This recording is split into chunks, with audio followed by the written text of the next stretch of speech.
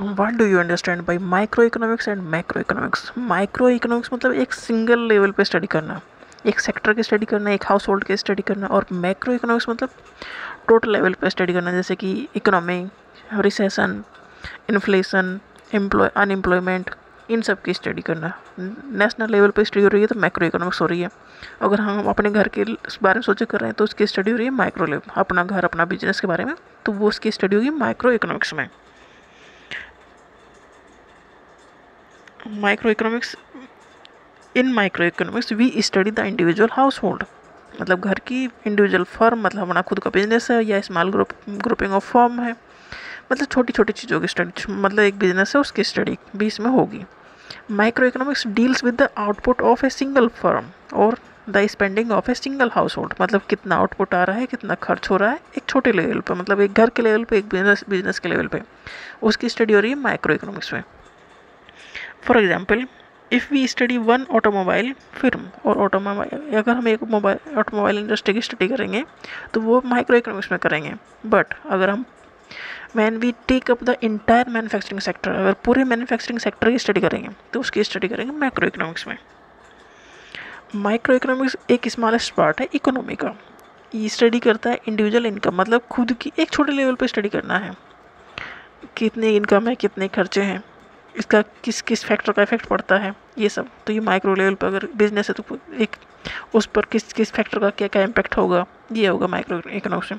और उस पूरे सेक्टर की अगर स्टडी करेंगे, मान लो हम कार बना रहे हैं तो कार और भी बना रहे होंगे, तो टोटल जो कंट्री में कार बना रहे हैं उसकी पूरी की सेक्टर की, या कुछ और चीज़ बना रहे हैं तो पूरा कितना मैन्युफैक्चरिंग हो रही है, तो उसकी सारा इनपुट कितना है, आउटपुट कितना है, उसकी स्टडी जो होगी वो मैक्रो बड़े लेवल पर होगी। और माइक्रो में किसी एक कंपनी की स्टडी, एक फिर्म की स्टडी या एक हाउस होल्ड की स्टडी होगी। ये एनालाइज करता है डिमांड और सप्लाई ऑफ लेबर, लेबर मतलब इंडिविजुअल जो काम कर रहे हैं। ये स्टडी करेगा effect on the price of a good, मतलब किस चीज़ का इम्पैक्ट पड़ेगा सामान के प्राइस पर, कौन सी चीज़ें हैं जो भाव बढ़ा देती हैं, कौन सी चीज़ें हैं जो भाव घटा देती हैं। Macro economics it is concerned, it is the study of economy as a whole, total sector की। It is concern with aggregate level of output, aggregate मतलब टोटल आउटपुट, इनकम और spending for all goods and service. Macro level पे study होगी, मतलब total study होगी पूरी, कैसे हम अपने घर का बजट बनाते हैं उसी तरह से जैसे कंट्री का बजट हो, तो कितना आउटपुट आया, कितनी इनकम हुई, कितना हमने खर्च किया कंट्री लेवल पर, गुड्स और सर्विस सब में, सामान बनाने में या सर्विस देने में। सर्विस मतलब जैसे कि इंडस्ट्री, एजुकेशन इंडस्ट्री है, होटल है, बैंकिंग है, सर्विस जहाँ दी जा रही है, जहाँ कोई सामान नहीं बन रहा है। तो macro economics is concern about the rate of inflation, अगर महंगाई कितनी है, रेट ऑफ इन्फ्लेशन, इसकी स्टडी माइक्रो लेवल पर तो नहीं हो सकती, इसकी स्टडी होगी मैक्रो लेवल पर। तो मैक्रो इकोनॉमिक्स में स्टडी होगी लेवल ऑफ अनएम्प्लॉयमेंट कैसा है, decline in the agricultural and industrial output, fluctuation in business activities में अगर फ्लक्चुएशन हो रहा है तो क्यों हो रहा है, accumulation of foreign exchange reserve, मतलब हमारे पास कितना विदेशी धन है, क्योंकि अगर हमें वहाँ से कुछ खरीदना है तो उनके पैसे देने पड़ेंगे, तो वो भी विदेशी धन भी होना चाहिए, जैसे डॉलर होना चाहिए कंट्री का, हम इंडिया के पास। Capital market change, recession in the world economy, अगर वर्ल्ड इकोनॉमी में रिसेशन आ गया तो उसका इम्पैक्ट हमारे ऊपर पड़ेगा, तो उसकी स्टडी करेंगे कि हमारे ऊपर उस चीज़ का इम्पैक्ट कम पड़े। अगर दो कंट्री में युद्ध हो रहा है तो वहाँ से हम क्या लेके आते हैं, वहाँ से हम इंपोर्ट क्या करते हैं, एक्सपोर्ट क्या करते हैं, उसका इम्पैक्ट पड़ेगा, तो उस चीज़ों का हमारी कंट्री पर ऊपर इम्पैक्ट पड़ेगा। तो मतलब कंट्री लेवल पर कोई बात होगी तो उसकी स्टडी होगी मैक्रो इकोनॉमिक्स में, पैसा जहाँ होगा वहाँ।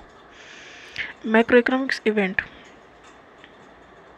That engage the attention of government, इनके बारे में सोचोगे गवर्नमेंट या इकोनॉमिस्ट या एंटरप्रेन्योर, मतलब जो सेक्टर में काम कर रहे होंगे, एंड इवन ऑर्डिनरी पीपल भी कैन थिंक अबाउट इट, क्योंकि इन सब चीज़ों का इम्पैक्ट सबके ऊपर पड़ेगा, डायरेक्ट या इनडायरेक्ट वे में।